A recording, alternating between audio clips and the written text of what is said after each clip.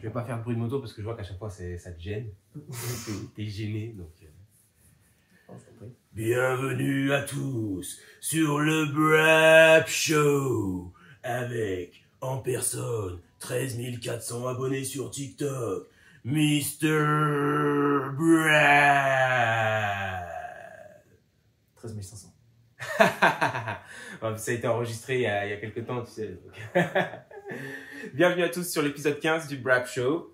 On va consacrer cet épisode au deuxième round des playoffs Super Motocross qui ont eu lieu à Fort Worth au Texas, mais ce samedi 14 septembre. C'était donc l'avant-dernier round des playoffs puisqu'il n'y en a que 3, ce qui permet un petit championnat, un dernier segment de championnat court mais intense. Et on va parler tout d'abord de la piste pour une fois n'est pas coutume. On va recommencer comme la semaine dernière parce que je sais pas toi, mais j'ai quelques trucs à dire sur la piste. Depuis mon canapé, moi j'ai une opinion. J'en avais aussi. Ouais. Tu veux commencer?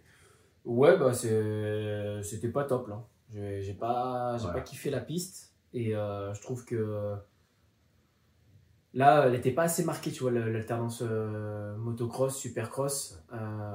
Et je trouve qu'au final, la partie motocross, c'était un peu plus des lignes droites, en fin de compte. Et il n'y avait pas vraiment de ce changement de texture comme on avait la semaine passée avec un peu de sable ou de choses comme ça. Donc déjà, de ce point de vue-là, c'était un peu décevant. Après, je pense plus pour les pilotes que pour nous, le fait que ça glisse. On voyait que c'était béton et que ça glissait à la mort. Donc eux, ils devaient être un peu sur des œufs. Et après, je dis plus pour eux que pour nous parce qu'à rouler, on sait que quand on est sur une patinoire, c'est pas top. Mais du coup, ils n'ont pas forcément pu se lâcher sur des œufs. Il y en a qui s'en sont pris des belles. Mais après, pour nous aussi, au final, dans notre canapé, c'est que quand ils sont moins à l'aise et que ça glisse, ils tentent moins de choses. Il y a un peu moins de spectacle, même si on a quand même eu de belles batailles. Donc, d'un point de vue des courses, c'était pas trop mal. Mais sinon, ouais, la piste, pas fameux, quoi. Surtout la partie motocross, en plus, je pense. Et puis même la partie supercross, au final, c'était des bosses identiques, quoi. Donc, oui, tu pouvais changer, faire triple en sortie de virage. Puis après, ça devenait difficile. Alors, ils commençaient qu'avec double, triple, double, triple. Enfin, voilà, ils changeaient un petit peu comme ça. Mais ouais, la piste, c'était pas exceptionnel. Non, effectivement. Alors déjà, je trouve que la piste était courte. Ça faisait un peu un Daytona, mais adouci, quoi, parce que effectivement, c'était pas complètement supercross comme terrain. Moi, je trouve ça en fait très, très bête de faire une course au Texas au mois de septembre, en plein après-midi déjà. Forcément, la piste, elle va cuire, le terrain va être tout dur et se défoncer du coup bizarrement. Ils ont été obligés évidemment de surarroser pour les essais pour que la piste soit pas pleine de poussière et vraiment encore plus sèche qu'elle ne l'était pendant les manches. Mais ça a fait une piste quand même monotrajectoire. Alors comme tu as dit, on a eu quand même quelques belles courses. La première manche 450 où il y a eu du dépassement. La deuxième manche 250, il y en a eu quelques-uns aussi. On a vu Tom qui a réussi quand même à aller de l'avant. Mais beaucoup de dépassements en fait se faisaient du fait que la piste était quand même très difficile à cause des conditions. Parce que le tracé, lui, n'était pas dur. Mais les conditions ont fait que la piste était dure, comme tu as dit, avec ça se défonçait et c'était très glissant. Et la plupart des dépassements se faisaient grâce à un pilote qui fait une erreur devant, en fait, et pas tellement grâce à une différence de vitesse ou de trajectoire. Et je sais plus où je voulais en venir. Mais ouais, donc en fait, si, je pense que la deuxième manche 450 a souffert justement de la piste, parce que là, par contre, on a vu un Sexton qui est parti devant et qui a mis boulevard tout de suite. Et des pilotes, enfin tous ses concurrents principaux qui ont mis du temps à se retrouver aux places 2, 3 et 4e pour pouvoir ensuite aller peut-être le contester. Le temps que Hunter, non, c'est Jet, il me semble, qui finit deuxième de la deuxième manche. Et le temps que Jet arrive en deuxième place, il était déjà à plus de 10 secondes derrière, c'était trop tard. Donc ouais, la piste vraiment pas terrible. Et alors, j'imagine que c'est pour des raisons de télé. Ils doivent passer sur une grosse chaîne le samedi après-midi pour le deuxième round des playoffs. Et c'est pour ça qu'ils font ça en plein milieu d'après-midi au Texas. Mais c'est sûr que c'est c'est un état des États-Unis où il fait chaud et sec. Et que la piste, s'ils avaient fait leurs essais très tôt, dans l'après-midi, quand il faisait très chaud comme ça, mais avec un arrosage peut-être un petit peu quand même agressif, mais qu'ensuite le soleil se couche, il roule la nuit, mais la piste sèche moins vite et ça fait plus comme un supercross de Las Vegas ou des trucs comme ça, quoi. Où au final, la piste est sèche, mais elle est sèche partout, tu as quand même moyen de bouger. Là, au final, il y avait des traces qui étaient molles en début de journée, mais qui avaient séché comme ça. Enfin, on sait ce que ça fait, les boulettes quand ça durcit et tout, et si tu as une trace dégagée, bah, t'en prends qu'une. Donc ouais, et puis piste, j'ai trouvé vraiment très courte en distance, et bah, comme tu disais, l'enchaînement était bien au final, parce qu'il a permis de faire des différences, même si c'était toutes les mêmes bosses. La bosse qu'il y avait un petit peu à l'intérieur après la courbe, ça a permis à quelques pilotes de faire preuve de créativité et de sauter, d'utiliser comme extension de cet enchaînement. Mais le reste, la double trajectoire était pas terrible, là, avec leur petite vague qui tournait un peu, et tu avais un talus entre les deux, donc ils essayaient tous un peu de gruger. Ceux qui prenaient à droite, enfin à gauche plutôt, longeaient vraiment vers le milieu pour essayer d'avoir le moins de vagues possible. Ceux qui prenaient à l'intérieur, eux, allaient plus sur pareil, vers le talus pour le prendre un peu comme appui. Mais ouais, bon, la piste du troisième round sera sur un stade de dragster. Des images que j'ai vues, j'ai l'impression qu'elle sera encore plus longue que la piste de la première épreuve. Donc, seule inquiétude, c'est dans le Nevada. C'est un endroit où il fait quand même assez chaud aussi, donc, parce que c'est à Las Vegas. Mais vu que c'est la nuit, peut-être qu'on aura plus des conditions qui seront proches de ce qu'on avait à la Monster Cup. D'ailleurs, la Monster Cup, c'était la même période de l'année que là. Donc au final, ça devrait permettre quand même de plus bouger sur la piste, même si ça risque d'être sec. Ouais. Alors, point intéressant quand même de cette piste dont on n'a pas encore parlé, mais la ligne de départ était extrêmement courte. Et donc on en parlait hier sans s'enregistrer, mais je te disais que moi dans les trucs que j'écoutais souvent, le consensus général c'était plus de préférer des longs départs pour qu'il y ait de la séparation en arrivant dans le premier virage pour éviter les accidents, qu'on n'arrive pas à 22 ou à 40 dans le premier virage. Zach Osborne, lui, était un des pilotes que j'ai entendu qui aimait pas trop ce principe-là parce que tu arrivais quand même beaucoup plus vite dans le premier virage. Au final, ce week-end, franchement, c'était le départ le plus court de l'année, mais peut-être même le départ le plus court de ces 5 dernières années. Et les pilotes arrivaient vraiment pas vite dans le premier virage, mais au final, on a vu des départs qui étaient beaucoup plus sécurisés. Ouais, moi je suis assez d'accord avec ça. Plus la distance va être courte, je suis même pas sûr qu'il passait la 3, quoi. Il partait en 2, on il restait en 2 sur la longueur. Et forcément, si tu arrives moins vite, enfin ça on le voit au code de la route, que plus la vitesse augmente, plus la gravité de l'accident augmente aussi. La vitesse tue. donc ouais, ça paraît logique qu'une ligne de départ courte fasse moins de dégâts, même s'ils arrivent à plusieurs et qu'ils s'accrochent. Déjà quand tu vas moins vite, tu es plus en contrôle aussi sur ta moto, donc c'est aussi plus simple peut-être de s'arrêter si jamais il y en a un qui tombe devant plutôt que de se l'empaler. Et tu te l'empaleras moins vite. Aussi, voilà, quand bien même tu n'arrives pas à t'arrêter, tu arrives aussi moins vite, parce qu'on le voit bien, les différences elles sont pas énormes quand les mecs ils arrivent sur une longue ligne de départ.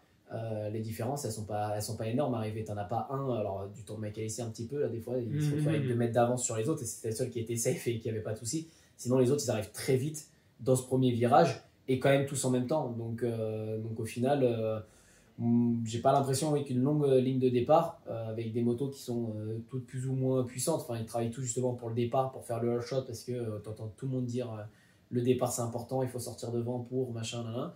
Donc ils arrivent tous à peu près en même temps, quoi, au premier virage. Donc je pense qu'une ligne de départ courte, je pense que c'est plus sympa, même pour les pilotes. Ouais, voilà, c'est un peu plus rassurant, parce que c'est vrai que en tant que pilote, même en tant que pilote du dimanche matin, vous pourrez nous donner vos avis là, s'il y en a qui sont pilotes parmi vous sur le live TikTok.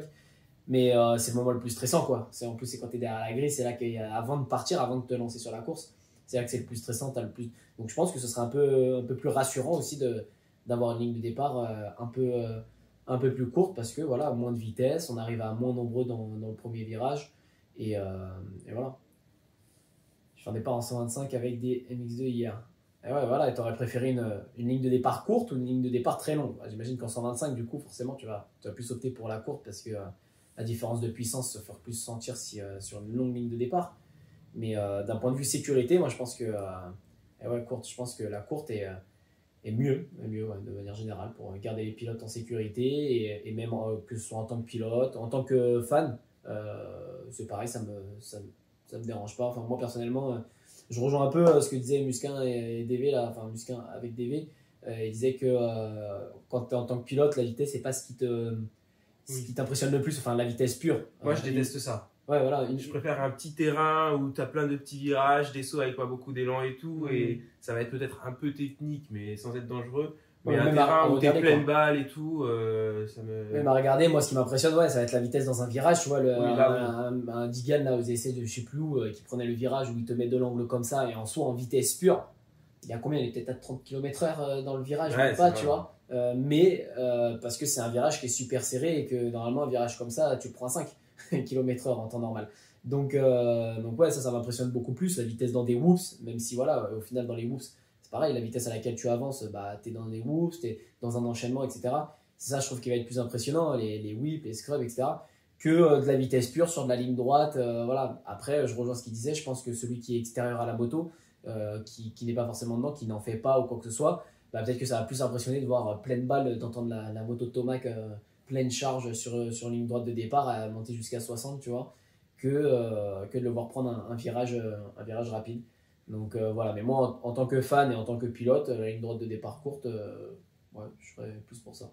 Ouais, puis Sacha sur le live TikTok soulève un point intéressant, tu vois, parce qu'en plus il nous dit qu'avec sa 125 sur le départ qui du coup était a priori plus long, il sort devant eux de la grille, mais ils finissent dans le premier virage devant lui. Un départ plus court, ça fait peut-être plus ressortir la compétence du pilote au départ que vraiment le réglage de la moto.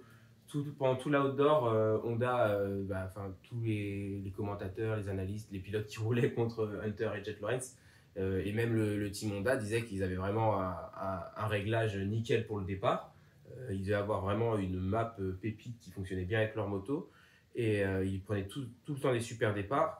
Sur une distance plus courte, ben, t'as peut-être moins, ça va plus être une question de temps de réaction et de comment est-ce que tu as lâché ton embrayage, de pas cadrer et tout ça, quoi. Ouais. Et au final, on a quand même vu que dans l'ensemble, les pilotes qui prenaient de bons départs, généralement, ont pris des bons départs ce week-end, à part peut-être pour Dylan Ferrandis qui s'est retrouvé devant, alors qu'on l'a rarement vu prendre de bons départs. Mais sinon, enfin, Hunter et Jet étaient quand même dans le coup, surtout le premier départ, ils étaient bien. Tomac, qui depuis qu'il est chez Yamaha, prend des départs quand même assez corrects et bien parti dans le premier départ aussi. Donc ça n'a pas tellement chamboulé non plus la hiérarchie du départ. Bon, on remercie évidemment MGT Design d'être avec nous, notre sponsor officiel depuis le début, depuis le lancement du Brave Show. Pour toutes vos demandes de kit déco 200% perso sur TikTok, vous le savez, vous êtes abonnés, mais c'est @mgtdesign-mx sur Instagram. Ou arrobas, pardon, j'ai vu le regard meurtrier de Mr. Wrap. Et on va parler un petit peu du coup de la catégorie 250. Digan, lui, le départ court, ça lui a plu parce qu'il n'a pas pris de bon départ la semaine dernière, et là, il a fait 2 all shots ou presque. Ouais, non, les deux, je crois. Donc, il prend de bons départs, il gagne les 2 manches, il a 100 points au général du championnat super motocross. 19 points d'avance sur Tom Vial qui est en seconde place. Ouais, que dire de Digan? Mais je pense que quand il a vu la ligne de départ qui était aussi courte, est-ce que sur la map elle était aussi courte que ça, la ligne de départ? Je pense que oui, mais on ne devait pas trop se rendre compte de la taille du stade et du terrain. Ouais, il avait l'air quand même. Je crois que c'est durant la course, là, ils l'ont interviewé justement à ce sujet-là. Ils ont dit ouais, le seul truc que tu devais bosser, c'était le départ et tout. Et là, il disait qu'arrivé ici, là, la ligne de départ, elle est très courte et on a bossé là-dessus. Du coup, je pense pas qu'il ait bossé spécialement sur une ligne de départ très courte. Parce que de toute façon, ils n'allaient pas forcément adapter, même si une ligne de départ, c'est assez facile. Hein, tu mets un plot plus tôt et ta ligne de départ elle est plus courte. Mais je pense pas qu'ils aient forcément adapté ça. Après, je pense que son problème c'était plus au niveau du temps de réaction, puis peut-être des réglages de la moto en sortie de grille, que vraiment on sait que la YAM en pleine charge, ça va, elle avance. Donc ouais, il avait l'air, je pense, un peu surpris et il avait dit bon bah voilà, on verra où on en est. On a bossé dessus quand même, et au final oui, sorti devant sur les deux, et puis un peu intouchable quoi. Je l'ai trouvé moins dominateur que la semaine dernière, mais est-ce que tu penses que c'est plus une question de il est devant, ça sert à rien d'en faire plus, il contrôle surtout sur une piste délicate? Ouais, c'est ça. C'est que Ok. là, ça va rien de pousser le truc, alors qu'effectivement, c'est délicat, ça glisse, c'est dur. En plus, rien qu'une glissade, ça peut faire mal. Surtout sur le pont. Voilà, Trasher vous le dira. Mais ouais, non, non, je pense pas. C'est juste que là, en plus, première épreuve, il avait pas le choix, quoi. Quand tu pars 10, là, il se dit, je veux gagner le SMX, je peux pas rester 10. Donc, il y avait un peu urgence, je pense, au départ. En plus, il se sentait bien sur la piste. Donc, voilà, il a envoyé du scrub de partout, super à l'aise, etc. Mais, euh, mais je pense que là, oui, en partant devant, il avait son mécano qui lui indiquait à chaque fois son avance et pas de panique. Et tu vois, en deuxième manche, Vial qui revenait, au fur et à mesure qu'il faisait ses dépassements, une fois qu'il a été deux, il est revenu peut-être sur une seconde max, et encore je suis pas sûr, et après l'écart il est resté comme ça. Et je suis pas persuadé que ce soit, tu vois, là, faudrait regarder là je spécule, faudrait regarder les temps autour, mais je suis pas sûr que ce soit Vial qui ait baissé de rythme et du coup qui est lâché, parce que je pense que voilà, en remontant comme ça, Vial il devait bien se sentir sur la piste, il voyait il a dépassé quand même tous les concurrents. C'est un shootout là, hein. Il y a tous les mecs Est-Ouest, donc il dépasse tout le monde sauf Digan qui était avec lui sur la côte, qu'il a battu en supercross et qui s'est fait botter les fesses par contre par lui tout l'été. Donc là il s'est dit bah, je remonte, je reviens dessus, en plus je vais pas lâcher maintenant. Je pense que son mécano il lui disait vas-y hop, moins 3 machin, il lui montrait. Donc je suis pas persuadé que ce soit lui qui est baissé de rythme, après il faudrait vérifier, hein. Peut-être que je dis des bêtises. Je pense que c'est plus Digan qui est ok, Vial là hop, t'étais à plus 4, là t'es à plus 3. Et du coup, il s'est dit, bon, bah, j'en remets un peu. Et après, l'écart, il s'est stabilisé, quoi. Il est resté comme ça jusqu'à la fin, je crois. À peu près 3 secondes jusqu'à la fin. Ouais, il me semble que ça a fini à 5, En plus. mais ouais.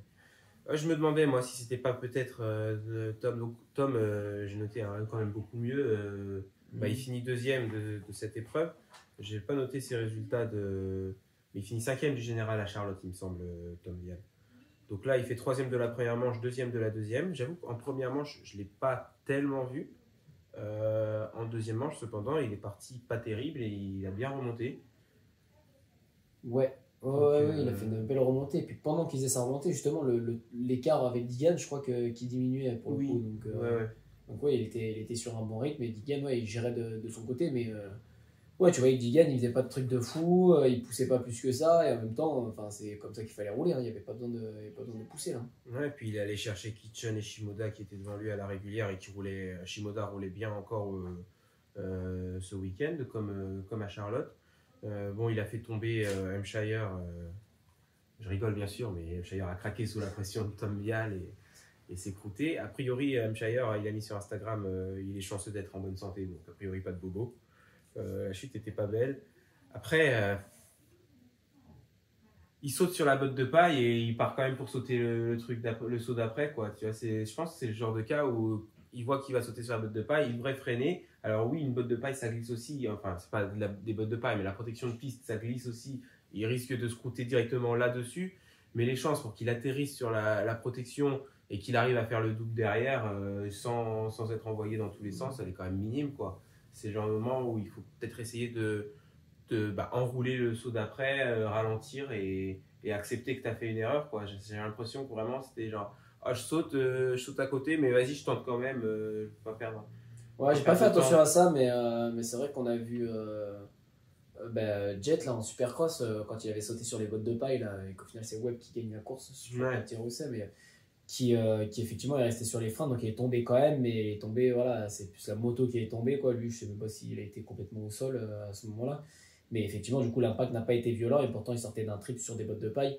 Donc ouais, je pense qu'il n'a pas vraiment été sur les freins à tenter de bloquer la moto.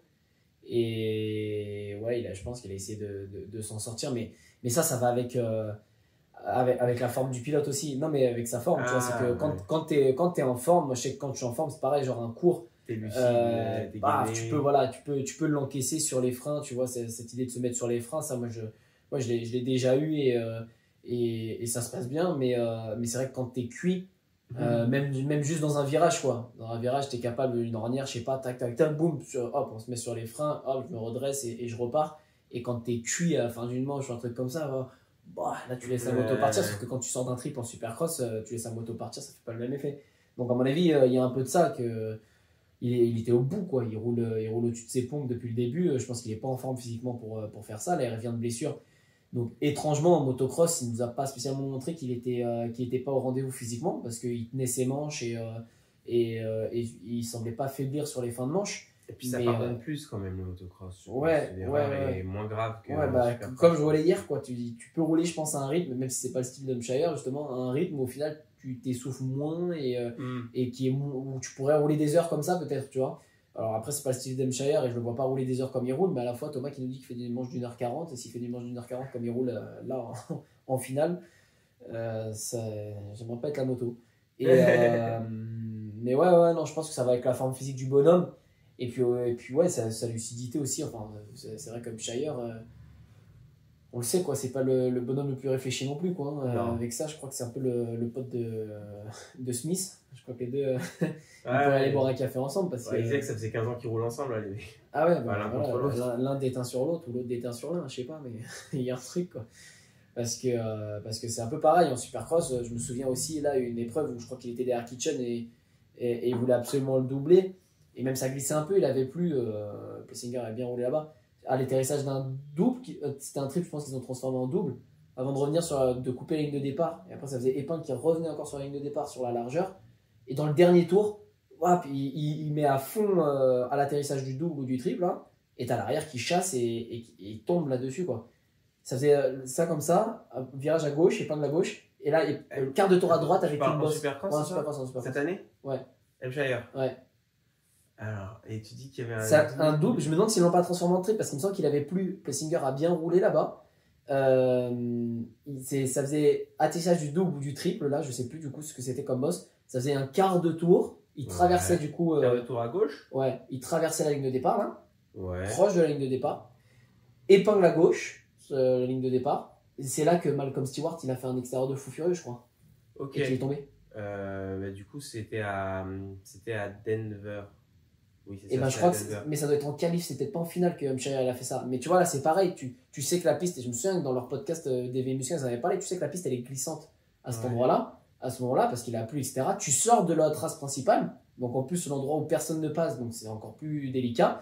Et lui, il atterrit, et donc tu voyais, je crois que c'était Kitchen qui prend cette ornière comme ça, et lui qui voulait sûrement recouper pour se pointer dans son intérieur à l'épingle à gauche au bout. Et du coup, il se met là, il met à fond, et t'as l'arrière qui a chassé dès l'atterrissage, tu vois. Ça, c'est pareil, genre, c'est un truc.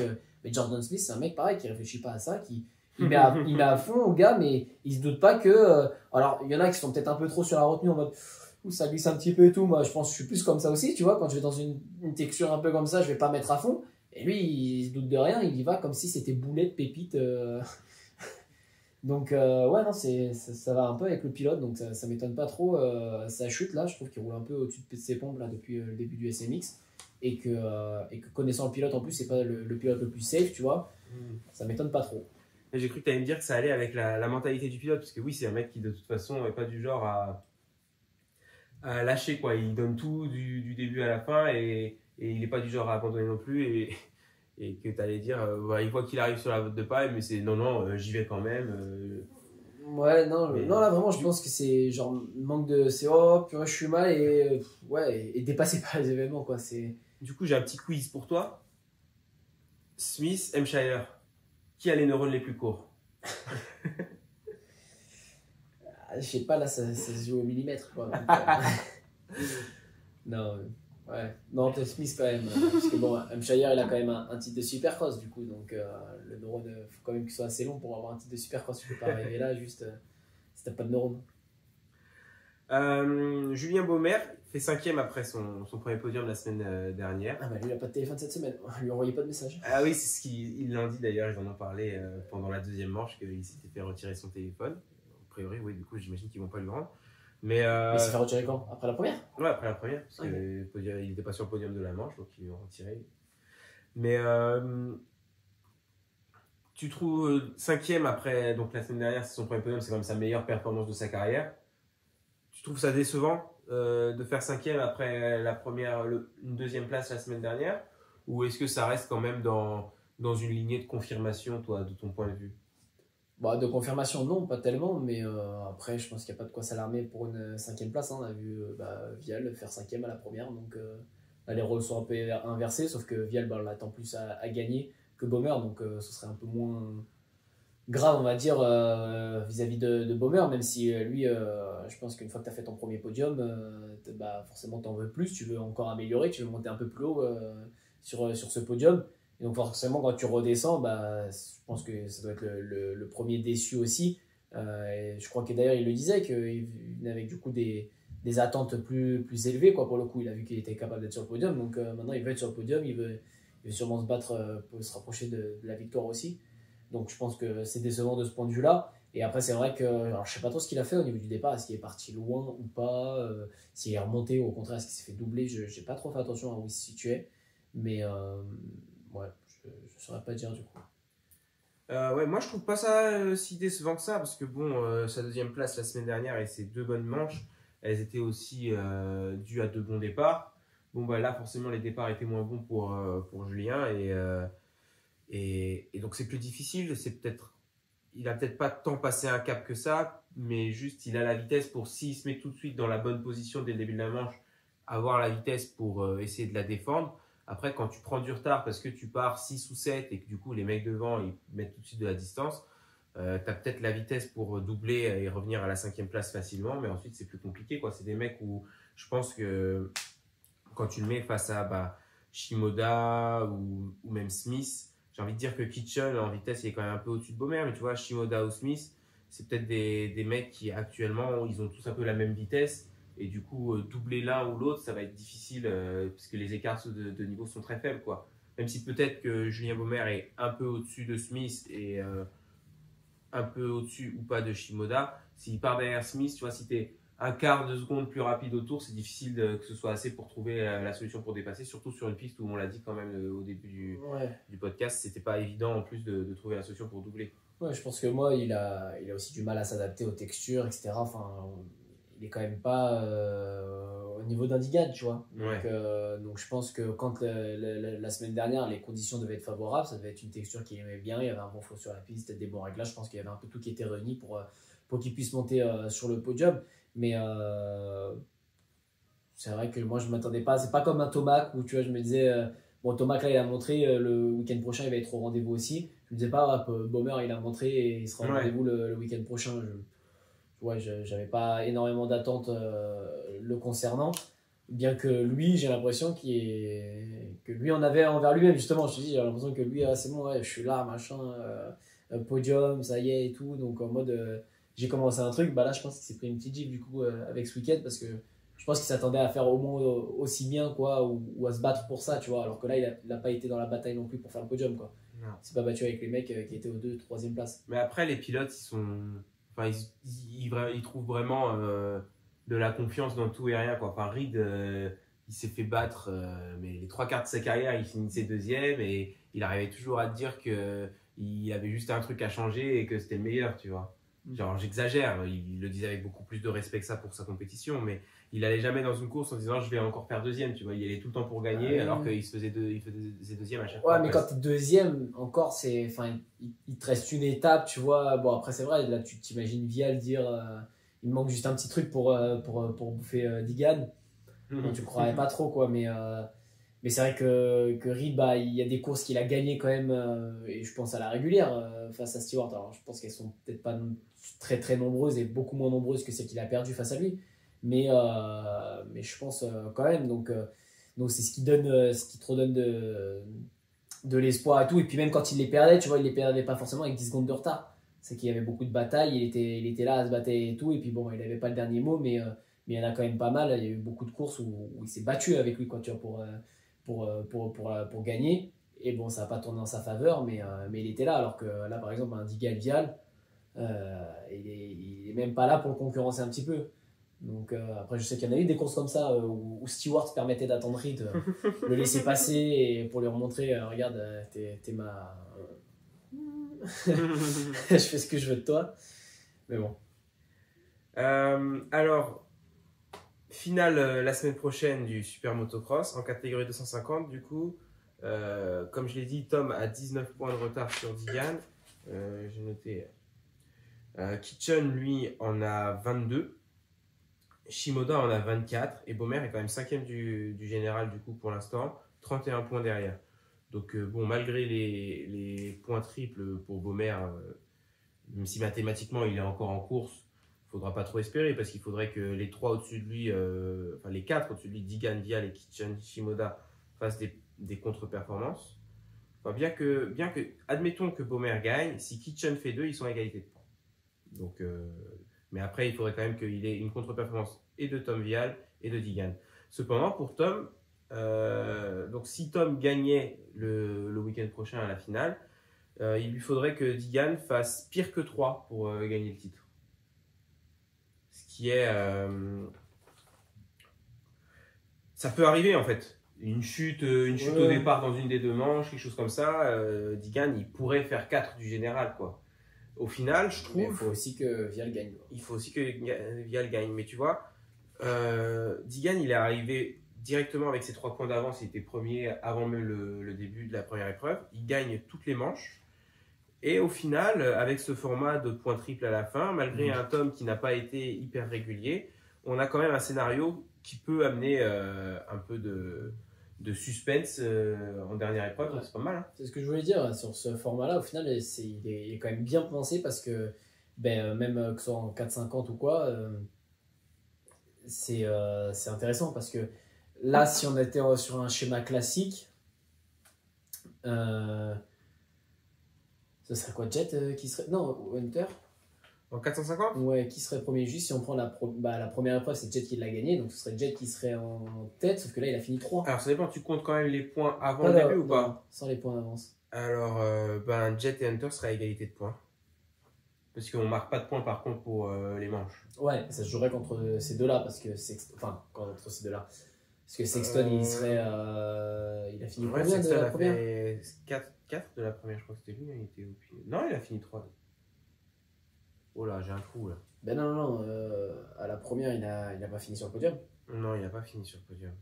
C'était Jet, Tomac 2 et. Mais si, c'est Sexton qui fait 3 et Hunter qui fait 4. Ouais. Donc oui, non, pardon, Lawrence serait en tête du championnat si c'était les points normaux. Bon, alors. Jet Lawrence. Sexton, il serait quand même là, parce que là, il fait 2. S'il fait 3 avant, il serait quoi ? Il serait 2 là.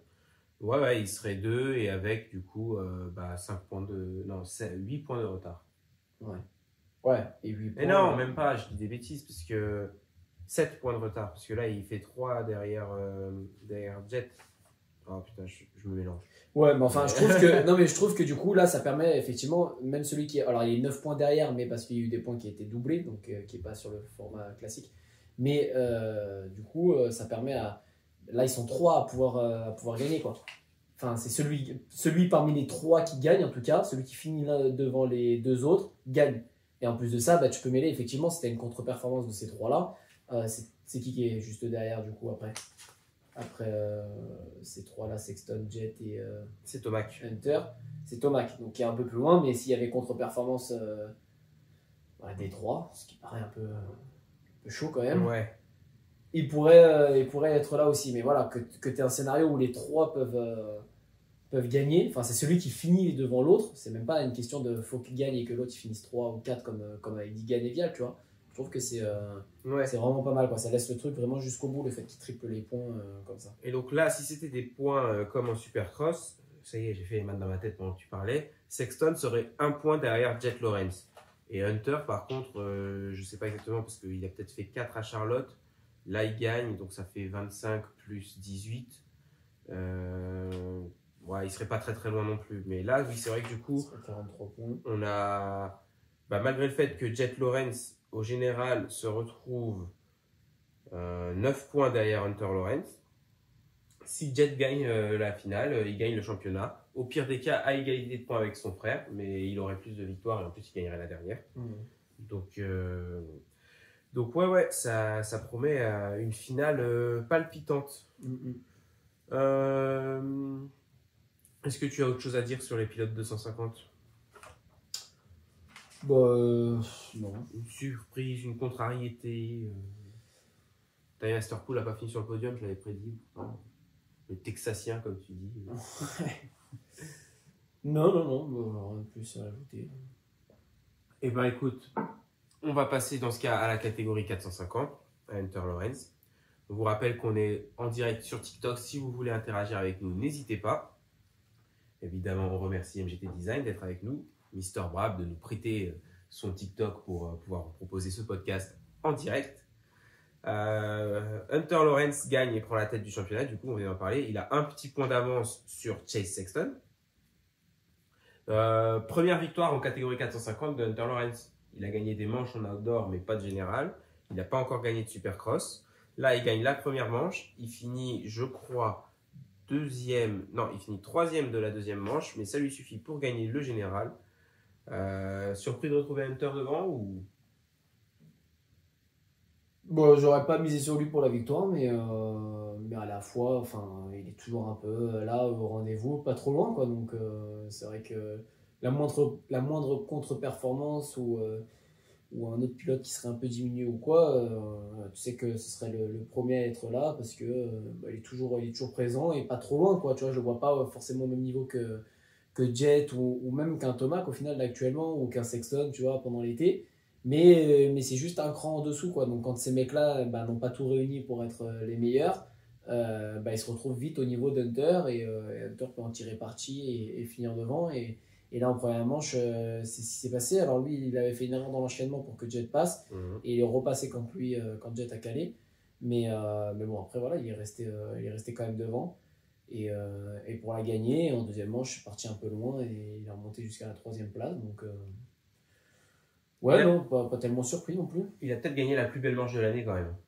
Ouais, franchement, cette première manche, c'était quelque chose. Je sais pas si ça te fait pareil, mais alors moi, quand j'ai regardé la première manche, alors avec cette piste qui, en plus d'être difficile, moi, de mon canapé, elle me paraissait un peu dangereuse, tu vois, elle me paraissait vraiment casse-gueule. Et je les voyais pousser tous les trois quand Thomas était en sandwich entre les deux Lawrence. J'étais tendu pour eux, tu vois, j'étais en mode c'est génial, mais putain, j'espère qu'il n'y en a pas un qui se fait mal dans l'histoire. Moi, je me régalais, moi, j'étais comment c'était chaud. Et puis je voyais Thomas, il disait putain, Lawrence, qu'il est entre les deux et tout, c'est la saucisse dans le hot dog, quoi. Ah ouais. Incroyable. Ouais, mais compliqué parce que c'était chaud, il attaquait Hunter, et quand tu voyais que Jet derrière, il voulait repasser, c'était... Non, c'était vraiment... Et puis je trouve que ça fait vraiment, genre quand tu te bats contre les deux, genre même quand Anderson il s'en prenait un peu à eux, tout comme ça, t'es vraiment 1 contre 2 à chaque fois. Ouais. T'as vraiment l'impression qu'il y en a un derrière, et puis t'as l'impression qu'ils sont un peu ensemble, quoi, quand même, les mecs, coéquipiers, frères. Ouais, c'est clair. Fonctionnent un peu tout le temps ensemble, t'as vraiment l'impression que... Puis c'est vrai que tu vois que même quand Jet il veut passer Hunter, c'est pas aussi, j'ai pas envie de dire agressif parce qu'il est pas agressif quand il ouvre les mecs, mais c'est pas aussi urgent que quand il est derrière Thomas et que là dans tous les virages il essaye, tu vois, soit de recouper, soit il voit s'il peut pas aller à l'intérieur ou quoi. C'était chaud. Les dépassements de Thomas dans la partie sable étaient magnifiques. Un jour, mais je me rappelle, Jet en 250 faisait beaucoup de virages comme ça aussi en supercross, beaucoup. Je me rappelle de dépassements par exemple sur Faulkner ou quoi, où des fois il recoupait très tôt dans le virage et il repartait. Et là, Thomas le faisait dans le sable, c'était beau. Bon, ton petit chouchou là, Chase Sexton, le whisky, il rebondit. Tu sais qui n'a pas écouté le Brab Show mais aurait dû? C'est Chase Sexton parce que j'ai écouté une interview de lui sur Vital MX après l'épreuve de Fort Worth, le deuxième round des playoffs. Et il dit... on a essayé quelque chose aujourd'hui qu'on n'a pas essayé de la semaine sur la moto, parce que donc il disait quand même qu'il a eu une petite dépression encore mercredi, parce que ça allait pas du tout sur la moto, il trouvait pas de solution, il était pas à l'aise. Et il dit on a essayé quelque chose et en fait on a mis mon amortisseur de motocross et maintenant on va pouvoir bosser dessus pour l'adapter au supercross. Donc il a écouté alors. Mais s'il avait écouté, il l'aurait fait pendant la semaine. Mais on a sorti le podcast vendredi soir. Écoute, peut-être que un des mecs chez KTM nous a entendu et a dit bon, écoute, Chase, on a entendu un truc sur Internet. si, j'ai vu sur Internet, ça vaut le coup d'essayer au point où on en est. On va mettre ton amortisseur de motocross que t'aimais bien là pour les essais. Mais c'est ouf, il a mis juste l'amortisseur de motocross et des fourches quand même de supercross quand même. Parce que tous les préparateurs ils nous disent tout le temps, ah non, si tu prépares la moto, tu prépares l'avant et l'arrière, tu fais pas que l'un ou l'autre. C'est chez qui que j'avais amené ton amortisseur? Chez Staub, je lui avais posé la question. Il m'avait dit, Ouais, après, le plus important, c'est l'arrière. Généralement, si l'arrière est bien réglé, devant, ça va à peu près. Donc, bon. Après, c'est pas pour rabaisser les préparateurs qui nous écouteraient ou quoi, mais c'est un peu comme les mécaniciens et tout. Chacun a un peu sa vision du truc et sa sauce, tu vois. Des fois, tu vas chez un mécano, il te règle le problème. Puis après, tu croises un autre mécano sur la piste, il dit mais qui est-ce qui t'a fait ça, mais il est ma boule, lui. Ouais, et puis j'ai l'impression que c'est le genre de truc où tu peux pas avoir de réponse. Tu vois, c'est pas comme 2 plus 2, ça fait 4, tu peux pas le démontrer, quoi. Alors, eux, ils ont le passage au banc avec des courbes, etc., qui te disent, du coup, bah voilà, là c'est freiné, là c'est ralenti, à ce moment-là, gros impact, ça fait ci, ça fait ça. Donc, ils peuvent un peu justifier la chose. Mais j'ai l'impression que, enfin, c'est pas. Voilà, justement, il y a un préparateur qui va préférer qu'il ralentisse de cette façon-là sur un gros impact, et l'autre, il va préférer que ça accélère un peu plus et que ça freine qu'à la fin. Enfin, tu vois, je pense qu'ils ont un peu aussi chacun ce qu'ils préféreraient voir, comment la moto réagit. Et du coup, c'est ce qui donne des discours un peu différents entre les préparateurs. Mais moi, c'est pareil, les derniers que j'ai entendus, c'est les vis, ça ne sert à rien sur les fourches. Tu peux mettre à fond dans le dur, à fond dans le souple en haut, ça ne changera rien. C'est le seul truc qui peut influer un petit peu, c'est en dessous, sur la détente. Sinon, le reste, il dit, une fois que. Enfin, sur les fourches, ça dépend des fourches, mais que les Kayaba, Showa, machin. Non, moi, sur la Kayaba, je sens. Hein. Je sens. Un clic, je sens pas, mais je t'en change 4, je vois une différence de confort. Si. Après, c'est aussi la sensibilité du pilote, tu vois. Physique et psychologique. mais tu parles du fait que. Enfin, c'est vrai, je pense qu'il y a beaucoup, surtout les ingénieurs et tout, tu vois, quand ils reviennent avec leurs données, c'est pas forcément des données qui sont prises sur une fourche ou un amortisseur, qui sont sur une moto, sur un terrain. Et même, je me demande, quand ils développent les fourches ou les amortisseurs, j'imagine qu'ils développent chacun à part, tu vois. Et parce que tu peux acheter juste une fourche et tu changes pas ton amortisseur. Et donc ça veut dire que la fourche, elle n'est pas développée pour fonctionner bien avec un amortisseur en particulier. C'est bizarre. En vrai, c'est censé être un peu un tout. Bah, je pense, ouais, moi c'est comme ça que je vois les choses. En fait. Et mais pour autant, tu peux acheter juste soit un amortisseur, genre juste soit une fourche. C'est étrange. Après, ça coûte déjà assez cher séparé. On va pas leur dire. On va pas aller voir Showa ou Hollins et leur dire bah en fait les gars, il nous faudrait un pack. Un pack fourche amortisseur qui est bien fait pour fonctionner ensemble. Spécifique à chaque cadre de chaque moto. Mais donc oui, Sexton, mais il a écouté, ça a payé Sexton son amortisseur de motocross. Il nous a fait une belle journée là. Il a mis 10 secondes à tout le monde en deuxième manche. En première manche, tu sais combien il a fini en première manche? Je vais te le dire, il a fini 4ème. Il s'est fait éclipser par la superbe bataille. C'était la plus belle manche de l'année, lui il pourrait juste dire j'y étais. Ouais, mais moi tu vois, je pense que. Enfin, moi vraiment, je reste là-dessus, tu vois. Je pense qu'ils rouleraient mieux tous avec des setups motocross. Il y a un enchaînement supercross. Et puis l'enchaînement supercross, ça va. Mais sauf peut-être Tomac, parce que lui, sa moto de supercross, à part peut-être au niveau du moteur, mais les suspensions, c'est déjà des suspensions de motocross. Déjà très souple, mais pour les autres, t'as plus de motocross que de supercross. Je veux dire, t'as pas grand chose de supercross, quoi. Je veux dire, je te dis, même des gros virages relevés, comme il y a en supercross, t'en as pas tant que ça là. Non. Donc t'as beaucoup de virages en dévers, avec des ornières. Donc pour un enchaînement de supercross, franchement, sans whoops, parce que c'est quand même, ils le disent à chaque fois qu'ils préparent quand même les suspensions, c'est beaucoup pour les whoops, quoi. Avoir la fourche dure, c'est beaucoup pour les whoops. Ouais. Dans les enchaînements, après c'est plus pour... Après, ça j'ai l'impression que c'était le cas beaucoup jusqu'aux années où Cooper a gagné le titre Supercross. Et là, les whoops sont devenus souvent des whoops qui se sautaient en finale parce qu'ils se défonçaient et tout. Et c'est peut-être là qu'on a commencé à avoir des motos plus molles en Supercross aussi. Encore moins cette année. Cette année avec les 9 whoops qu'il y avait par piste. Je pense que les mecs, ils étaient plus dans le dilemme. Bon, est-ce que je règle ma moto pour aller très vite et gagner une demi-seconde dans les whoops, mais quitte à perdre peut-être un quart de seconde sur le reste du circuit, ou est-ce que je la règle pour perdre une demi-seconde dans les whoops, mais regagner peut-être plus qu'une demi-seconde sur le reste du circuit, tu vois. Ouais. Je pense que ce dilemme, il était moins dans les récentes années. Mais oui, je suis d'accord avec toi que là, après, toi, tu as pris des enchaînements de supercross à Lunel, donc tu sais peut-être, moi j'avoue, je sais pas, mais quand tu fais ce double, triple, double, par exemple, dans l'enchaînement de Fort Worth ce week-end, est-ce qu'avec une suspension molle de motocross, ce que tu ressens dans les bananes, là, les G-Force, est-ce que c'est vraiment trop fort et tu vas te faire chahuter de fou ou pas? Mais non, c'est juste. Et encore, tu vois, là qu'ils n'avaient pas de grip, je me demande si ça aurait pas été encore mieux du coup d'avoir du souple qui vient s'assouplir dedans plutôt que d'un truc dur qui s'ancre pas trop dans le sol, tu vois. Ouais. Et non, enfin, c'est sûr qu'il faut pas se mettre court par contre. Celui qui se met court avec des suspensions de motocross, là ça pardonne le monde. Mais à partir du moment où tu te mets pas court et que tu es dedans, dans les réceps et sur les appels, c'est pas tant un problème quoi. Et quitte à mettre des suspensions de motocross un peu plus dures, tu vois, que ce que tu aurais fait peut-être en vrai terrain de motocross, sans enchaînement. Mais non, enfin, je veux dire, en motocross, c'est pareil. Je veux dire, la taille des sauts qu'ils font, il y a des impacts qui, je pense, sont quand même plus violents que le moment où ils sont dans la cuvette entre un double et un triple, tu vois. Ouais.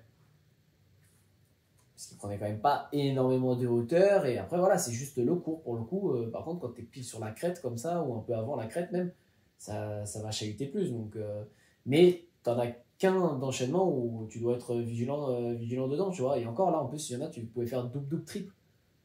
Ouais. Pour faire double-double. Et le triple que tu faisais, en plus, ouais, non, c'était pas triple avec la petite bosse, là, par contre, quand tu faisais double-double-triple. Ouais, non, c'était Ça, c'était un vrai triple. Mais bon, si tu le prends à droite, tu peux te mettre un peu long, il n'y a pas la petite bosse et derrière. En plus, voilà, quand tu finis sur un triple, c'était un peu long. Voilà, tu dois pas en renvoyer un derrière, ça fait pas un long, un court, une cabane. Donc, ouais, moi, je serais parti sur des réglages motocross plutôt. Parce qu'il y a beaucoup de lignes droites, des sortes de vagues. Après ces vagues-là, pareil, voilà, tu as un virage un peu relevé qui monte. Là, c'est parti motocross. Le sable ensuite, enfin tout ça, ouais, t'as vraiment que cet enchaînement qui fait supercross. Et avant ça, et le triple et le pont. Voilà. Le pont a peut-être triple, une transition un peu agressive. Et même entre le triple et l'enchaînement de supercross, bah, c'est un virage en dévers, c'est même pas un virage supercross. Donc, ouais. Ouais, je suis d'accord. Motocross. Bah écoute, peut-être qu'il y aura plus de mecs avec un amortisseur de motocross la semaine prochaine. Après, un qui aimait bien sa moto à Fort Worth, c'était Eli Tomac. Il l'a dit sur le podium après la première manche, j'arrive super bien à tourner avec ma moto, elle est super, Et c'est quand même pas souvent en fait que tu as un pilote qui dit que la moto est super. Généralement, les mecs qui gagnent, ils disent ouais, la moto a bien marché, nanana. Un mec qui dit ouais, ma moto est super, j'arrive bien à tourner. Voilà, ça va beaucoup avec la confiance du pilote. Enfin, tu vois, ouais. Là, il est en confiance, il remontait, il a fini au cul de Hunter, il a passé Jet, il l'a pas laissé repasser et tout. Donc là, il était au top, quoi. Il roulait bien, donc tu dirais que des trucs positifs sur tout, quoi. Le café que j'ai bu ce matin, incroyable. Le gars, il est voilà, donc bon, ouais, je sais pas, moi j'en tiens pas énormément compte. Après voilà, il était en confiance et c'est ce qui lui a permis sans doute, quoi, parce que sa moto a fonctionné bien de toute façon pour finir deux et rouler comme il l'a fait. Il faut que la moto elle lui convienne, tu vois. Oui. Mais je pense que c'est un peu vu que toutes les planètes sont bien alignées, tu vois, ce qui lui permet, voilà, donc là il arrive sur le podium, il est super content et il n'y a pas grand chose de négatif.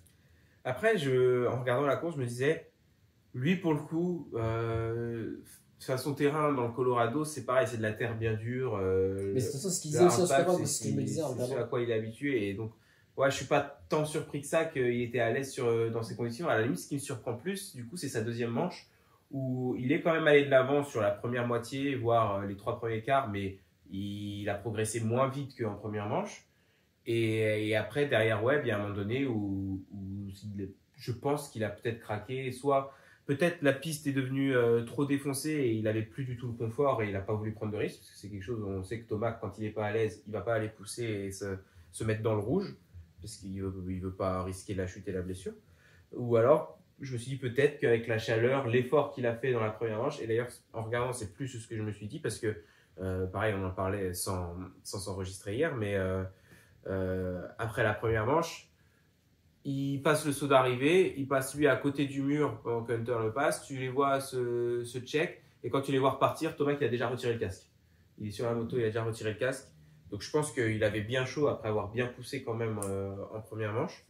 Et ouais, peut-être qu'il a eu, je sais pas, peut-être plus de mal à récupérer, peut-être qu'il s'est mis un peu trop dans le rouge physiquement en première manche avec la chaleur et physiquement du coup ça a été un petit peu dur là cette deuxième manche.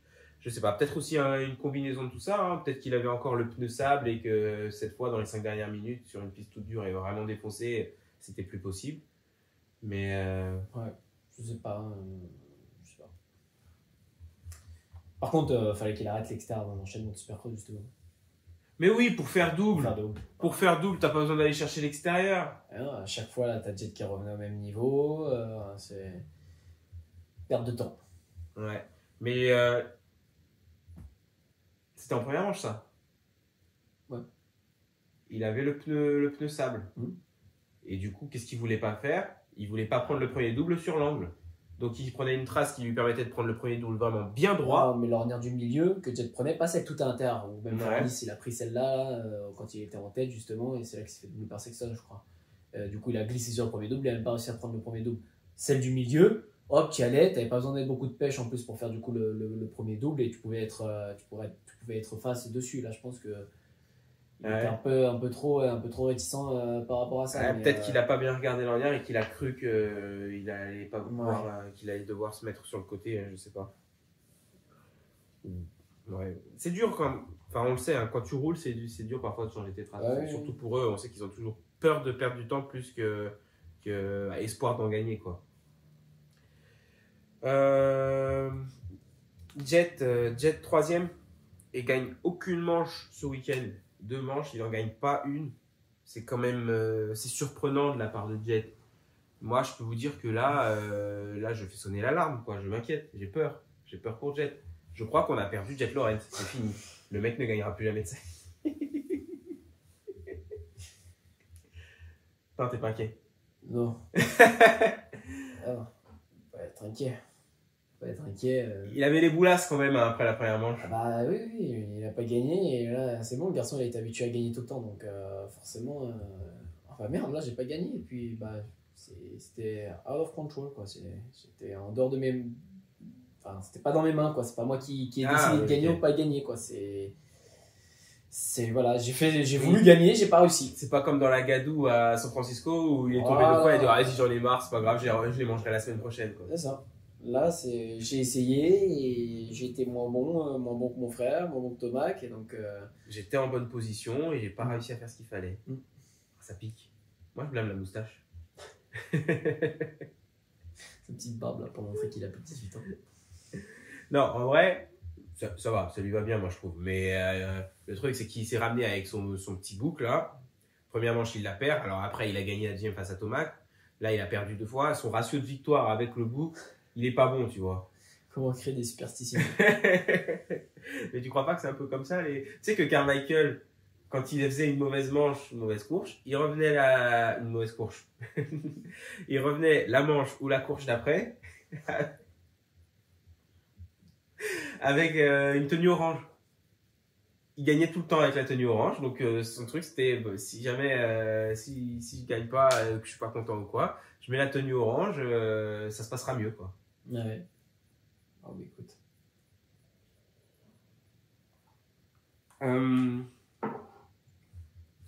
Ouais, donc t'as rien de plus à nous dire sur Jet là? Qu'est-ce que t'as pensé de lui ce week-end? T'es déçu? Est-ce que t'es déçu comme lui? Maintenant t'es content, tu veux pas qu'il domine? Ouais, non, moi je fait veux du pas bien. leur dominer. Toi Mais, tu lui faisais des doigts sur le podium. ouais, d'ailleurs, faudrait regarder ça, comprendre un peu pourquoi il se faisait lui, là, c'est vraiment lui qu'on vivait ou pas sur le podium. Ah. Mais non. Je sais pas, non, moi je suis content, oui, qu'il soit pas dominateur. Après, enfin, il n'était pas à la rue, hein, on l'a vu attaquer Thomas ensuite, mais voilà, ils étaient sur des œufs et tout, et c'est une texture, effectivement, Thomas qui disait tout le temps sur le dur, il était beaucoup plus à l'aise et tout, donc moi ça m'étonne pas beaucoup. J'espère juste qu'il va pouvoir progresser, être aussi bon maintenant quand il va y avoir des ornières, parce que c'est vrai que Jet, dès que le terrain est plus technique au final, avec des ornières, etc., c'est là qu'il est le plus difficile à battre en fait. Ouais. Que sur effectivement une surface lisse, dure. Donc, ouais, non, en plus, il était quand même premier. Et c'est vrai qu'il finit 3, mais s'il n'avait pas calé, ouais, je pense qu'il je suis aurait pas persuadé réussi, que ce serait faire reprendre. Donc, tu vois, c'est encore un élément qui. Enfin, tu le supprimes après, ça fait partie de la course, mais c'est pas un truc qui t'arrive à chaque course, tu vois. Mais dans la première manche, donc il cale. Et sur son podium speech, il avait l'air de dire un peu que c'était pas de sa faute. qu'il a calé. Genre, je sais pas, il avait l'air un peu quand même de blanc. Il disait il va falloir qu'on voit quel est le problème et tout, parce que je veux pas que ça m'arrive en milieu d'enchaînement ou un truc comme ça. Donc, donc ouais, en fait, peut-être que c'est là que venait la frustration. C'est que. Alors, peut-être qu'en fait, il a fait une erreur, il s'en est même pas rendu compte qu'il a bloqué l'arrière ou quoi. Ou peut-être que bah, la moto, elle s'est éteinte, il a vraiment pas compris pourquoi, et c'était pour ça qu'il avait les boulasses, comme j'ai dit. Parce que, tu voyais qu'il avait bien le mort, quoi. Il avait autant le mort que Hayden Digan après avoir gagné la deuxième manche la semaine dernière. Bon, on va parler un petit peu de la prochaine épreuve, du coup, en catégorie 450. Comme on l'a mentionné, entre Hunter Lawrence, Chase Sexton et Jet Lawrence, c'est le vainqueur l'emporte. Eli Tomac, mathématiquement, est dans la course. Plessinger aussi, non? Mathématiquement. Plessinger aussi, mathématiquement, mais c'est encore plus compliqué pour Plessinger que pour Tomac. Ah oui, je veux dire, il est parlant de Tomac, mais il est parti quand même avec de l'avance. Lui, pour le coup, il est rentré 3ème, non, du SMX. Non, je sais pas. Ouais, peut-être. Si, il y a moyen, 3 ou 4 max. Mais là où c'est encore plus compliqué pour Plessinger, c'est même pas tellement pour les points, mais c'est qu'il a besoin que 4 pilotes et de grosses contre-performances, là où Tomac a besoin que de 3 contre-performances. Bref, pour que Tomac gagne le championnat SMX, il faudrait que Tomac gagne la prochaine épreuve et que à la fois Jet, à la fois Hunter et à la fois Sexton, en tout cas Hunter pour sûr, il faudrait que Hunter fasse 4 ou pire. Jet, il a 81 moins 69, ça fait quoi? Ça fait 12. Ouais. Donc en fait, non, si Jet finit 3 et que Sexton et Lawrence finissent 4 ou pire, alors que Tomac gagne le titre. Mais bon, ça veut dire qu'il faudrait que Plessinger il vienne se mettre 2, quoi. Ouais, ou Roxen, ouais, mais bon, sur 2 manches, que les 3 fassent. Enfin, que Lawrence, Jet Lawrence fasse pire que 3 et que Sexton et Lawrence fassent tous les deux 4 ou pire, c'est. Non, bah je suis déçu, forcément. J'aurais aimé que Tomac soit le champion super motocross, mais après, il peut toujours déjà gagner la finale et c'est chouette de gagner une course. Ça fait longtemps pour lui. Ça fait depuis Saint-Louis cette année et c'était une victoire un peu fébrile quand même, Saint-Louis. Jet a été déclassé quelques places, il s'est fait exploser par Barcia en dernière manche de Triple Crown. Voilà, il a eu des concours de circonstances favorables. Bon, ton favori alors, tu le sens qui là? Donc Sexton est un seul point derrière Hunter, mais de toute façon les points comptent pas parce qu'entre eux c'est celui qui finit devant à la fin de la journée qui gagne le titre. Entre Hunter, Chase et Jet.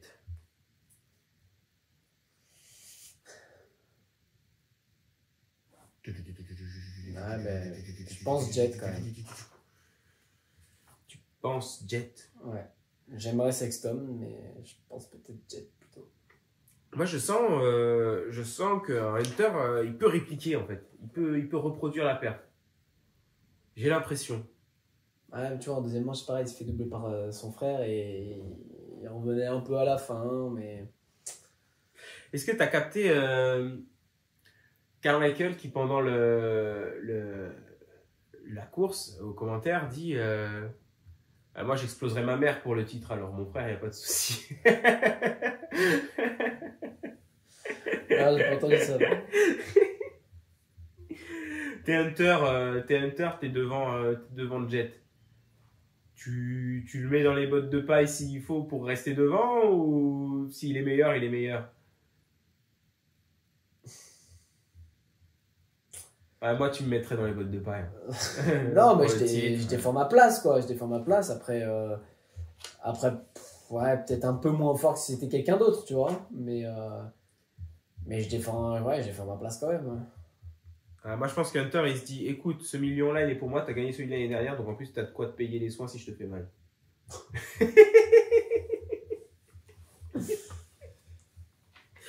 Non, c'est vrai, ouais, je sais pas, j'ai un petit feeling pour Hunter. Mais d'ailleurs, ils leur ont pas posé la question là sur la semaine, comment ça se passait, je sais pas trop quoi. Là, j'ai entendu parler de ça, mais j'ai pas tout capté, j'ai pas tout saisi là.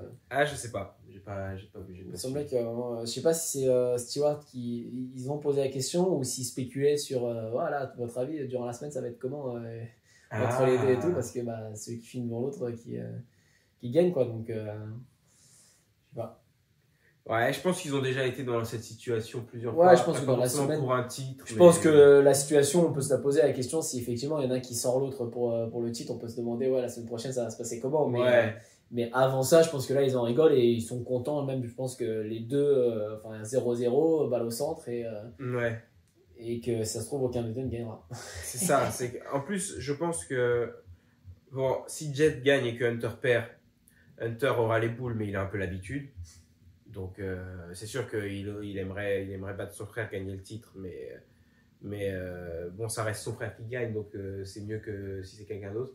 Et pareil, si Jet perd, mais que c'est Hunter qui gagne, tu sais que d'un côté, il sera content pour son frère. Évidemment, il voudra gagner lui-même, mais il sera content pour son frère et il préférera que ce soit ça plutôt que les deux, ils se fassent battre par Chase. Ben, ça promet en tout cas, hein, ça va être dur maintenant parce que là, nous, à l'heure de ce live TikTok et de l'enregistrement de ce podcast, il est 12h34 le lundi, donc on doit encore attendre 5 jours avant de voir la course. Je sais pas comment on va tenir. Moi, je vais te dire comment je vais tenir. C'est que toute la semaine, je vais regarder des replays d'anciennes courses. Voilà, je vais sûrement me mater peut-être le deuxième playoff de l'année dernière, parce que j'avais bien aimé. Le premier, j'avais pas trop aimé. Je vais certainement me remater la finale des playoffs de l'année dernière, parce que dans le Colisée de Los Angeles, j'ai trouvé que là, pour le coup, la piste, même si elle était très supercross, c'était très cool. On avait une belle course aussi. Le quadruple de Jet, puis Roxane qui se dit ok, il faut que je le fasse. Fait chier, mais bon. Mais pas envie. 28 balais, et non, il avait déjà 29 balais, et voilà, je dois me taper un quadruple sur table parce que l'autre minot de 20 ans, il fait quadruple sur table et que j'ai quand même envie d'essayer de gagner, quoi. Mais d'ailleurs, on n'a pas trop parlé de Roxane. Roxane, il fait 6-6. Ouais. Mais bon, encore une fois, la semaine prochaine, c'est le soir. Il fera moins chaud. Physiquement, ça va être moins difficile. Est-ce que Roxane, il pourra faire un petit peu mieux quand même, genre, je sais pas, peut-être se battre pour un podium Pour l'instant, tout le monde est un peu... Webb aussi fait troisième de la deuxième... Non, il fait quatrième, mais donc il finit devant Tomac de la deuxième manche. Est-ce que tu t'attends à avoir un Webb plus dans la discussion la semaine prochaine ou... Non. Tu penses vraiment que ces quatre-là sont quand même au-dessus au niveau de la manche? Avec, bon, évidemment, on en a trois qui se détachent au niveau du championnat, mais... Pour la victoire de l'épreuve, les quatre sont dans Oui, ça a joué entre les quatre là, Webb et. Mais d'ailleurs, on parle de le vainqueur l'emporte, mais donc si Tomac gagne, que Jet fait 2 et Hunter 3, ça fait 2 x 3, 6. Ça fait quand même Hunter champion. Alors qu'Hunter ferait 3-1. Ouais. Parce qu'ils ont 9 points d'écart. Ouais, Jet, il doit absolument marquer 9 points ou plus sur Hunter. Donc, il ne peut pas faire 2 et Hunter 3 pour gagner le titre. Et pareil, si Jet fait 2 et Chase 3, je pense que ouais, il y a 7 points d'écart entre les deux. Donc, c'est Chase qui gagne le titre. Si Jet fait 2. Si Jet fait 2 et Chase 3. Et Tomac gagne. Et Tomac devant. Ouais. Donc ouais, en fait, donc oui, c'est le vainqueur l'emporte, mais mine de rien, le meilleur ami de Hunter ou de Sexton, selon où ils seront placés, ça pourrait être Eli Tomac week-end prochain. Ah bah qui viennent de jouer les troubles fêtes, oui. Ouais. Oui, bah ça oui, on s'en doutait que. Mais c'est vrai qu'il faudrait prendre tous les scénarios pour vraiment établir un pronostic précis, prendre tous les scénarios. Au final, c'est peut-être Hunter qui a le plus de chances. Bah, de toute façon, c'est lui qui est devant là, c'est ça? Ouais, c'est ça. Voilà, donc c'est peut-être lui qui, tous les scénarios réunis, a le plus de chances au final de l'emporter. Bah, Oui, logique, même avec un seul point d'avance. Il y a quand même un petit bonus. Alors, en vrai, non, je pense que mathématiquement, il en a autant que Sexton parce qu'ils ont un point d'écart, sauf que tous les écarts valent 3 ou 0 points vu que c'est triple point la semaine prochaine. Pourquoi 3 ou 0? Parce que tu marques des points jusqu'à la 20e place et le 21e et le 22e ne marquent 0 points. Ouais, donc c'est 3, 2, 1 ou 0. Les écarts de points, ça peut être un point d'écart entre deux résultats. Bah non, c'est triple point. Donc ça peut être 3 ou 0. Parce que l'écart entre le 19e et le 20e, ça va être 3 points. Ouais. L'écart entre le 20e qui marque un point et le 21e, il y aura 3 points. Mais entre le 21e et le 22e, il y a 0 point d'écart. Ouais.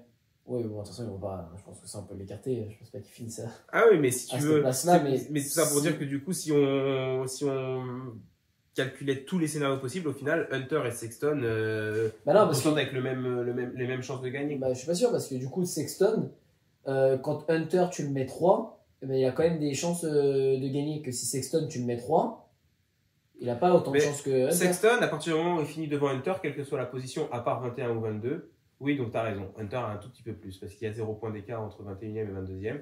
Donc, Il a un point d'avance. voilà. Donc oui, tu as raison, un tout petit peu plus pour Hunter.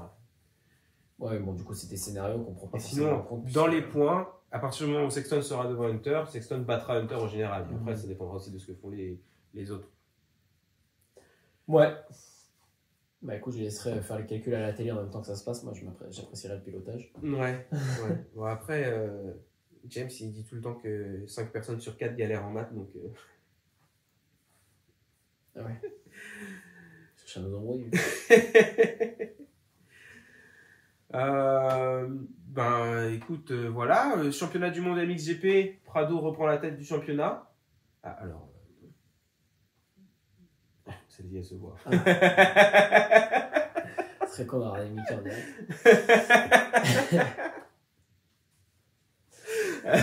Alors, oui, MXGP Prado reprend la tête devant Geyser, 4 points d'écart. Tu vas regarder attentivement dans 2 semaines la finale de MXGP, il y aura plus de... Ah, c'est dans 2 semaines, c'est pas ça. Bah oui, il y aura du plus coup, de super si on motocross. pousse, il y en a plus, oui. La course à Saint-Witt, ça sera passé aussi. De toute façon, tu vas pas la faire. Il y a un peu de chance, on verra le verdict. Ah, tu fais les examens quand? Bah voilà, je vais essayer de prendre rendez-vous aujourd'hui. Ah, toi, c'est pilote pro, quoi. Tu te fais un petit peu Ouais. mal le dimanche, le lundi, c'est examen, quoi. Bah normalement, ça va dû Ah, être le dimanche direct, mais bon, je me suis dit, on va Ah, quand tu même t'es dit, attendre. on roule. Non, oui, bah déjà, et puis on va laisser la nuit du dimanche faire effet, hein, se reposer un peu et voir comment ça ressort. Et Mais... alors, c'est toujours aussi gonflé? Bah ouais, un peu. Ah, c'est gonflé, bleu. Puis ouais, même cette partie-là, au final, elle gonfle un peu, là, donc... Mais c'est bien, c'est que ça guérit. Ouais, enfin. Je sais pas.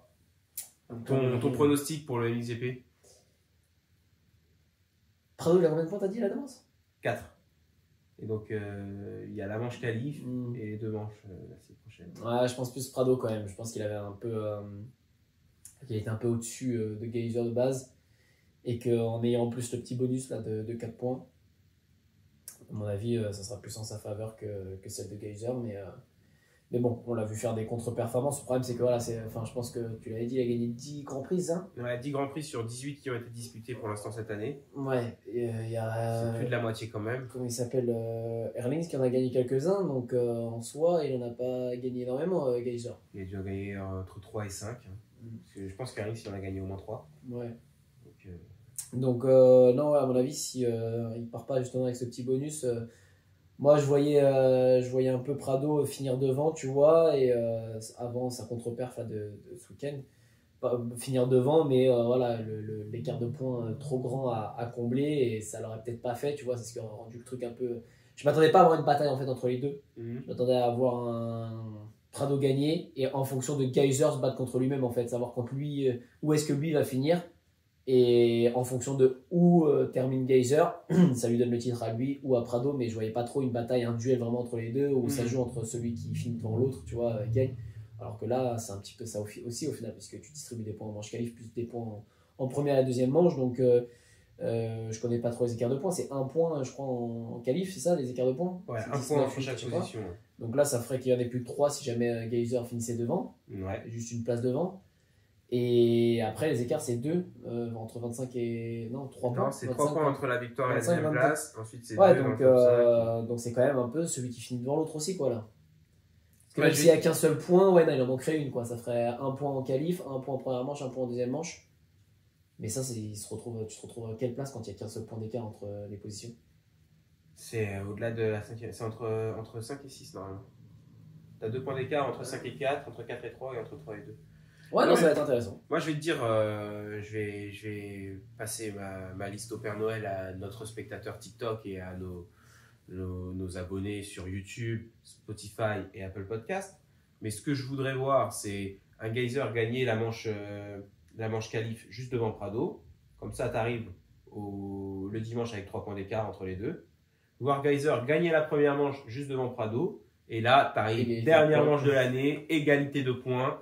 Et là, je veux voir une belle bataille avec un Prado qui triomphe. Alors, en tant que pilote, par le passé en tout cas, j'ai toujours préféré un petit peu Geyser. Mais étant donné que Prado, lui, s'est dit il va aux États-Unis l'année prochaine, moi j'ai bien envie qu'il parte aux États-Unis en ayant défendu et remporté à nouveau le titre de champion du monde pour que ça calme un petit peu les discussions de ouais, nous, GP, on est plus fort en motocross. Ah, parce que tu penses qu'il va se faire botter le cul du coup après aux US et que du coup. Bah, il est pas champion, il sera clairement pas champion Supercross US en 2025 et il sera clairement pas champion outdoor, moins clairement que Supercross. En outdoor, il a peut-être gagné une ou deux courses à la Viale l'année dernière, mais il va pas être champion outdoor l'année prochaine, Prado. Moi je te le dis.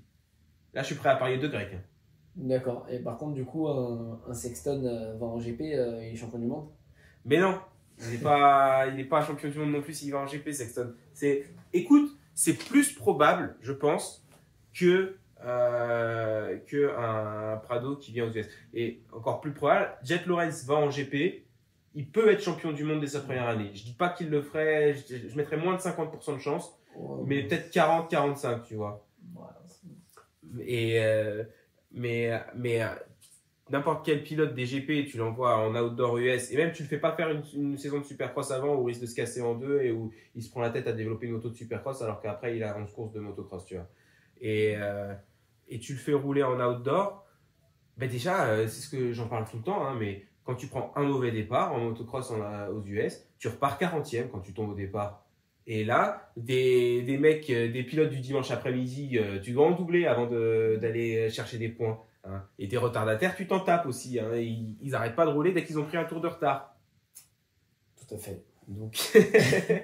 Donc non, Prado, après, je dis pas que Prado sera jamais champion SXUS et jamais champion outdoor. Champion outdoor, peut-être qu'il le sera. Champion SXUS, je sais pas, c'est possible. Après, moi, je l'ai trouvé pas ridicule dans ces 4 courses de SXUS. Bon, il y en avait 2 dans la Gadoue.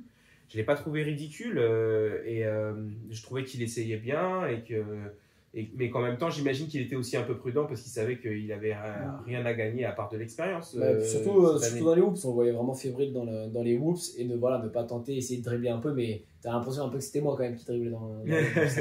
Autant sur les terrains d'entraînement, j'avais vu des vidéos quand il driblait les whoops tout refaits, tu te disais, t'as l'impression que c'était un pilote de supercross quoi. Après, c'est vrai qu'en manche, quand ils étaient troués, les whoops, là ça driblait plus pareil et c'était un peu plus en galère, ça finissait en sautant 2-2-2, donc c'était un peu plus compliqué. Mais sinon, mis à part ça, ils faisaient un peu les enchaînements des gars aussi, donc effectivement, et puis tu voyais s'arracher quand même, le finish à Naïm 1 avec Cianciarulo, je crois qu'il a découpé Cianciarulo dans le dernier virage avant le saut d'arrivée pour finir 9ème. Donc, mais c'est ça, je trouve, il était peut-être prudent mais pas timide quoi. Non, ouais. Il était quand même volontaire, il donnait et tout, donc non, moi je suis toujours content de voir un pilote de Grand Prix venir aux États-Unis. Mais là c'est ouf, en plus en 450 quoi. Ouais, enfin, directement. Moi ça me surprend quand même. Et surtout, parce que DV il l'avait fait, il n'avait pas fait de saison complète aux États-Unis en 125 avant de monter en 250 en 2000, mais il avait quand même fait des bouts de saison, des courses en 125 les années d'avant. Tu vois. Mais puis j'ai l'impression qu'avant. Prado, là, il a fait 4 courses au Supercross US 450 et l'année prochaine, c'est 450 direct toute la saison. Quoi. Ouais, mais j'ai l'impression qu'avant, tu vois, c'était un peu tout plus ouvert. Effectivement, tu vois, t'avais 2-3 pilotes qui dominaient et derrière, c'était assez ouvert pour les autres, tu vois. J'ai l'impression, hein, c'est la vie que j'en ai reculé et puis en plus des années que je regardais pas spécialement. Hein. Mais alors qu'aujourd'hui, t'as beaucoup de top pilotes et que c'est beaucoup plus fermé et que maintenant, il faut quand même faire le processus un peu, tu vois, ça me fait penser un peu au parallèle avec le basket que j'ai beaucoup côtoyé, ou si tu veux aller dans les centres de formation et postuler pour être pro, tu vois, il faut que tu sois passé par le pôle espoir à 13 ans, qui ensuite t'envoie dans des centres de formation, qui ensuite tu fais espoir pro, et enfin, en étant espoir pro, tu intègres un groupe pro et tu commences à t'entraîner avec eux, à faire un peu le banc des pros, etc. Tu vois, tu suis ce truc-là et tu peux pas te pointer. J'ai joué dans mon petit club en régional peut-être pendant des années, je suis très bon et je viens postuler, je viens toquer à la porte d'un club pro et on va te dire mais tu joues en régional l'année dernière, on te regarde même pas, tu vois, c'est même pas de faire un entraînement avec nous. C'est un cursus assez défini quoi et que tu as besoin de suivre. Et j'ai l'impression un peu comme eux avec la course à Loretta Lyns, tu vois, faire la course amateur là-bas, te faire repérer là-bas, rentrer dans un team pour faire d'abord le SX Future, machin, avant de, tu vois. J'ai l'impression que c'est très saccadé comme ça, mis à part pour ceux qui viennent d'Europe. Et encore, tu vois, où quand tu viens d'Europe, j'ai l'impression que le parcours, c'est un peu plus comme Vial l'a fait, quoi. Comme Vial, comme Musquin, comme Roxen, comme Osborne. Enfin, après, Osborne, il a fait plusieurs allers-retours, mais Lui, pour Unsty aussi. Bourdon, lui, a pas fait de Grand Prix. Il Non. aurait peut-être fait quelques-uns, mais il n'a jamais fait une saison de Grand Prix en tout cas. Non, je crois pas qu'il ait déjà fait. Ouais, par contre, lui, il a trouvé. Après, c'est pas dans un team usine, mais. Ouais, mais c'est différent aussi parce que lui, du coup, il fait super Supercross, mais il vient quand même en 250. Alors que le Supercross, en France, il le fait en 450. Ouais. Il fait le SX Tour en 450. Il voulait faire aux US, donc il y allait avec. C'était avec quelle structure à la base avant Suzuki, parce qu'il n'est pas arrivé direct Suzuki, si. Si. Cette année, en tout cas, si. Je sais pas s'il a déjà fait du SXUS avant cette année, mais. Eh ouais, si. Et même, je me souviens que c'était à Paris avec ses performances et tout qui était un peu en discussion. Je pense que ouais, il doit peut-être avoir un agent qui cherchait un peu aux États-Unis. Et du coup, il regardait un peu ce qui se passait ici en Europe. Mais je pense que. Mais ça suit quand même. Alors, effectivement, ça fait pas de GP avant. Mais ça suit quand même le cursus de je vais d'abord en 250, quoi, tu vois. Et puis là, il y retourne pour une saison complète. Mais après, c'est un peu particulier parce que je trouve que pour lui, c'est grave. Une saison complète Supercross Outdoor ? Non, que Supercross. Ouais. Parce que par contre, il avait fait une épreuve d'outdoor, je crois, justement là-bas. La première épreuve. Mais il s'est fait mal, je sais pas s'il l'a faite au final. Mais il devait faire la première, ouais. Après, c'était une question de son visa, il pouvait pas rester plus longtemps. Mais... Ouais. Enfin bon, du coup, lui, je trouve que c'est un peu particulier, mais du coup, c'est grave stylé parce que il le fait un peu. Ponctuellement comme l'a pu faire Soubera, Hirsuti pour quelques épreuves, ou voir comme Tomado qui au final c'est pareil, c'était que pour quelques épreuves et qui au final, vu que ça se passait bien, etc., qu'il est resté plus longtemps. Je trouve que lui ça fait un peu le même effet là et je trouve ça assez ouf qu'il ait pu signer dès 2024 un contrat pour 2025 pour faire tout le Supercross. C'était pas du tout le cas de Tomado, il y allait avec son team français Tomado, tu vois, donc à la base on n'y allait que pour quelques courses. Quand il a vu qu'il était si bien placé, bah vas-y on continue, on rajoute du budget, etc., on contacte ça pour essayer de rester plus longtemps. Là voilà, il a vraiment signé avec un team 2 là-bas, etc., donc je trouve ça très particulier et exceptionnel. Mais sinon oui, c'est vrai que le cursus, je trouve que c'est vachement pour un Européen, c'est du mondial, comme vont faire certainement les Conan, tu vois, et puis après arriver là-bas en 250 Supercross, motocross, que là c'est ouf, t'as rien prouvé aux US, t'as fait du mondial, mais on voit bien qu'il y en a certains qui font du mondial avant, même du mondial MX2, et qui arrivaient aux US, ça performe pas de fou, tu vois, ça le fait pas. Alors là, j'ai pas spécialement d'exemple.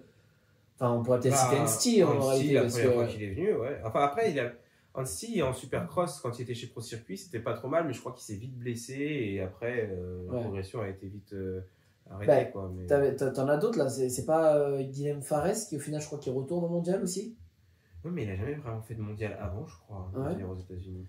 Enfin bon, tu vois bien qu'il y en a pour qui ça fonctionne pas spécialement, et lui Prado, voilà, qui est en GP, est bon en GP, gagne des titres, qui va là débuter directement avec les 450. Je trouve ça ouf d'avoir eu en plus ce contrat d'usine avec une équipe usine directement en 450, alors qu'on sait qu'en 450, pareil, les places sont chères. Ouais, mais justement, je trouve que il a montré des compétences pas exceptionnelles, mais qui valent déjà du top 10. Enfin, je pense que Prado, s'il avait fait tout le championnat SXUS, sur 17 courses, il aurait fait 15 top 10. Ouais. Et c'est avec un mec qui a vraiment très peu d'expérience en Supercross. Donc je pense que quand tu es un team usine aux États-Unis, tu vois le niveau du mec en motocross, et tu vois qu'il est déjà une fois champion enfin même il était champion du monde MX2, et il avait dominé la catégorie MX2 quand il a gagné son titre. Ensuite, l'année dernière, il est champion du monde MXGP. Tu vois qu'il continue de progresser au fil des années, donc ça te donne quand même une indication sur l'éthique de travail qu'il a. Et donc tu vois la motivation aussi du mec. Donc quand tu coupes les compétences, le travail et la motivation d'un mec comme Prado, je trouve que c'est, à mon avis, Kawasaki, ça ne devait pas être les seuls à lui proposer quelque chose, tu vois. Ouais. Suzuki, ils ont dû essayer. Ouais. Bon, le check il est plus petit, on a un kit, mais si jamais ça te dit, nous on veut bien. Hein. Ouais. Et par contre, KTM Gasquet Suzuki, je sais pas s'ils ont proposé une passerelle pour lui ou. Bah, je sais pas, mais avec le remaniement, là, Ouais. justement, et la réduction des effectifs et compagnie, là, des budgets, à mon avis, c'était peut-être pas l'envie qui manquait, mais. Parce que c'est vrai que oui, KTM, ils aiment bien quand même récupérer des Européens. Bah ouais, Et c'est c'est vrai top que poster, ça. ouais, surtout bon voilà, ils ont qu'un seul pilote en 250 par côte KTM. Ouais. Après cette année, ils en avaient pas beaucoup sur les trois marques hein, en vrai. C'était avec Cochrane et Hampshire et ensuite c'était Brown et Di Francesco. Et je crois qu'il y avait personne d'autre. Donc ouais, c'est plus le même budget qu'il y a quelques années chez Katoche. Mais Trop cher en moto, c'est pour ça.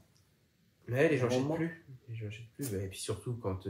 Attends, alors ok, si tu veux une 125, t'as le choix entre la KT et la YAM. Donc là, ils vont avoir des parts de marché. Mais quand tu veux une 250. Bah oui et non, maintenant- parce que quand tu vois la différence de prix, pareil, entre. Parce que vu que maintenant ils te sortent la KT, injection, démarrage, machin, 125, Ouais. je crois qu'elle a 10 000, hein, la 125. Ouais. Alors que, putain, je me souviens, moi, ma 2021, non, 2020, 125e 2020, première moto neuve que j'achète, 6400 euros. Laquelle 125e 2020, première moto neuve que j'achète, 6400 euros. Ah ouais, ouais, mais t'avais fait une société pour pas payer la TVA. Ah, et tout. mais n'importe quoi. Attends, on a des petits messages sur le live TikTok. On a Flex qui nous dit vous êtes sympas les gars, tenez bien le temps d'avoir une vraie communauté, la passion du MX, tout. Merci beaucoup. On a TL279 qui nous dit hey, bah, Tom, salut. Qui c'est roule, Tom. qui roule en Suzuki d'ailleurs, hein. Alors fais gaffe parce que là, fais gaffe quand tu parles des Suzuki. Est-ce que Tom, t'as mis le démarreur toi sur la tienne? T'as dû voir Roxen là, donc est-ce Eh que ben, t'as. quand on parlait du coup de Suzuki, je voulais y venir. J'ai regardé sur une des vidéos du press day ou quoi, le mécanicien il kickait la moto. Ouais. Et ils ont pas mis le démarreur. Mais tu On sais en quoi, a je me suis entendu dit c'est parler, peut-être je un pense. truc prototype qu'ils vont peut-être utiliser pour le World Supercross. Parce que j'imagine que là, il doit pas avoir trop de restrictions de restrictions de motos de production et tout ça. Et peut-être qu'ils vont plus se permettre de. Mais je vois plein de trucs en ce moment sur 10006, la SX 2025. Bah ouais, trop cher. Ouais, voilà. Ouais, c'est abusé. Attends, mais en plus, Je sais franchement, pas combien elle sort la YAM, mais bon. parce elle qu'on va a quand être- même un ça va être quoi, designer qui 8000? déco avec nous, mais tu vas lâcher 10 600 euros, la moto que tu reçois, elle est orange. Écoutez bien la vidéo, on entend, c'est un démarreur adaptable. Ça fait un bruit chelou. Oui, bah de toute façon, il a été fait exprès pour sa moto. Là, ils sont en train de le développer, je pense, juste pour sa moto. Ouais.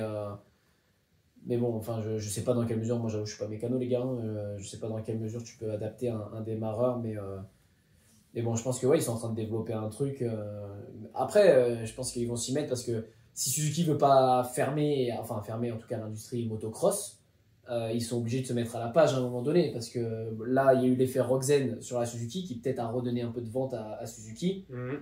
mais je pense que ça va quand même s'essouffler. C'est que Mais- peut-être une année tu vas reprendre une Suzuki, bon après si tu t'y sens bien, bah, pourquoi pas en reprendre une, etc.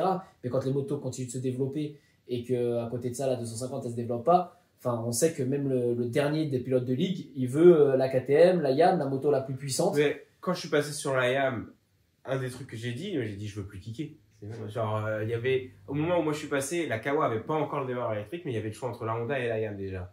Et c'était au moment où Dylan gagnait sur la YAM en 250. Dans le Peuple XO, il leur était pas d'entendre que les YAM, même d'origine, ça a plus de puissance que les autres grâce au moteur retourné, l'air qui arrive par l'avant et tout ça.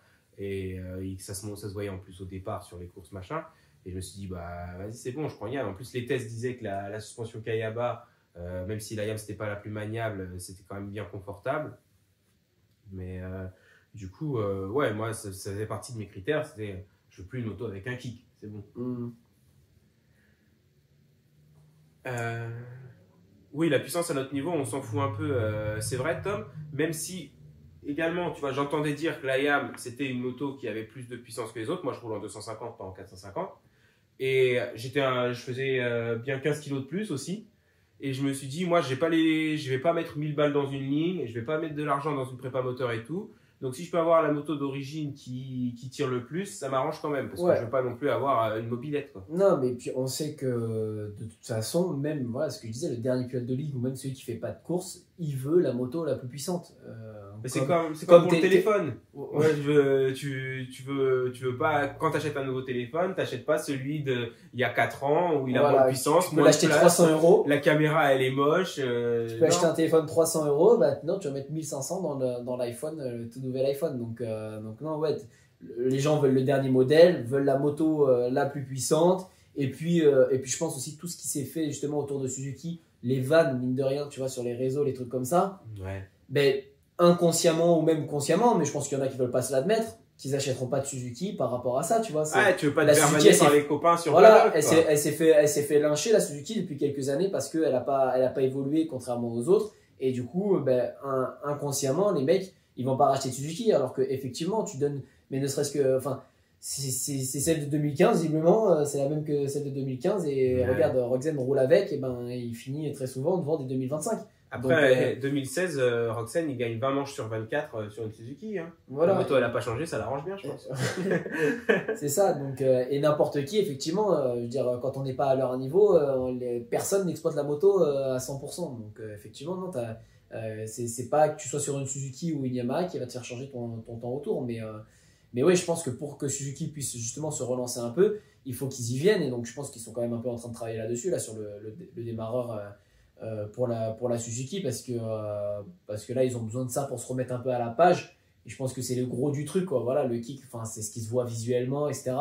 Alors que le reste, tu vois, voilà, on dit que la YAM c'est la plus puissante, mais c'est pas pour autant que tu vois que des YAM, et pourtant effectivement tout le monde veut avoir la moto la plus puissante, le dernier modèle avec une ligne, machin. Après il y a beaucoup de gens aussi qui roulent en 450 alors qu'ils n'ont pas forcément un aussi, voilà, parce que je veux de la puissance. Enfin, tu vois, la dernière fois on parlait avec notre ami Jean-Mi qui disait, bah, et ça tu te poses pas de question de si je peux sauter le saut ou pas en 450 sur des petits terrains qu'on a par ici.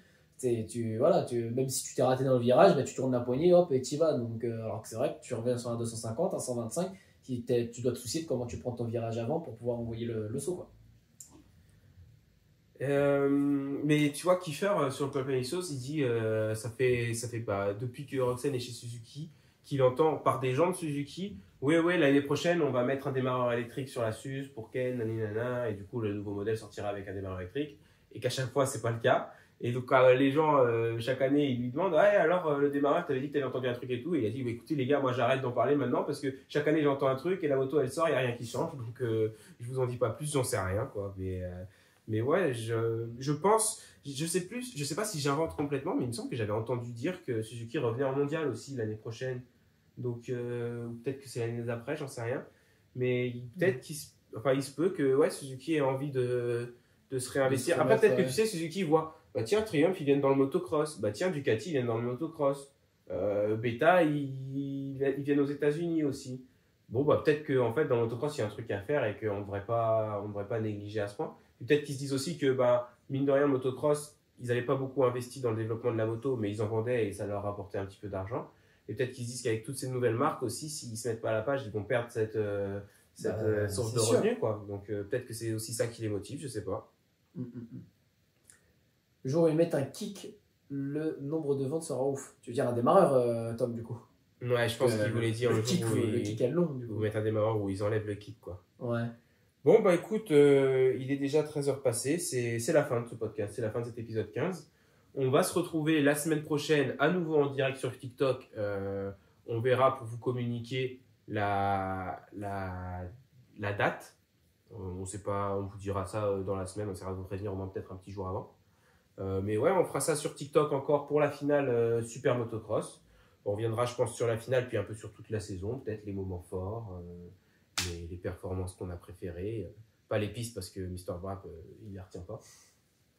Et voilà, merci de nous avoir suivis, merci d'avoir interagi. Je pense à Tom, je pense à Flex, et je sais plus qui nous a parlé de son départ en 125 face au 150. Sacha aussi, merci Sacha d'avoir été avec nous, même si je crois qu'il est parti, mais ouais, c'est pas grave. N'hésitez pas, si vous avez raté des parties de podcast, vous pourrez le retrouver, je pense, dès demain en vidéo sur YouTube et en audio sur Spotify et Apple Podcast. Puis nous, on vous dit à la semaine prochaine. Merci à MGT Design et salut. Ciao.